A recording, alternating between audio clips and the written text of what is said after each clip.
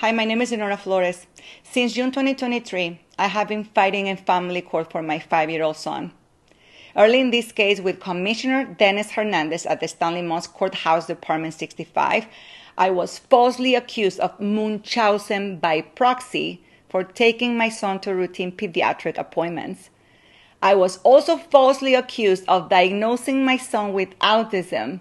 In fact, 3 months later, he was formally diagnosed with autism spectrum disorder by Children's Hospital Los Angeles.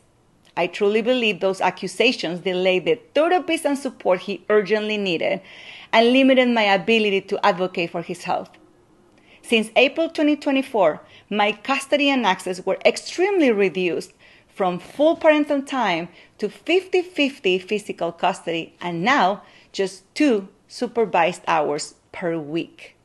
Despite there being no restraining order in place and no findings of substance abuse or physical abuse against me.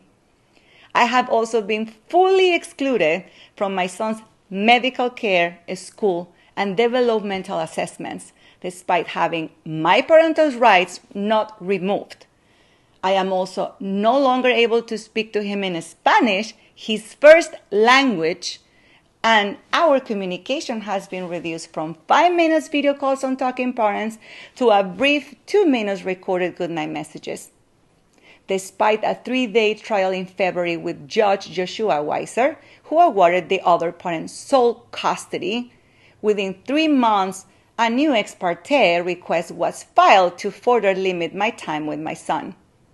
After 4 attorneys and being financially devastated, with this heavily litigated case, I have no choice but to represent myself while filing declarations, presenting medical records, school records, transcripts, and almost 30 positive visitation reports that I believe have not been considered in decision affecting my son's well-being. On May 27, Minors Counsel Edward Navarro was appointed to our case. Without personally speaking to me or not to my knowledge interviewing my son's therapists, teachers, doctors, or even his professional visitation monitor, last week a recommendation was filed to reduce my parenting time even further. My son was separated from me at age 2, and now he's 5. He cannot speak for himself, so I am speaking for him. I am urgently asking for court watchers to attend my hearing on Tuesday, July 28 at 8:30 a.m. in Department F at the Santa Monica Courthouse. Your presence helps to ensure transparency in decisions that deeply affect children's lives. My hope is that the court will fully consider the evidence, protect my son's interest, and preserve our strong bond so we can be reunited as soon as possible. Thank you for listening.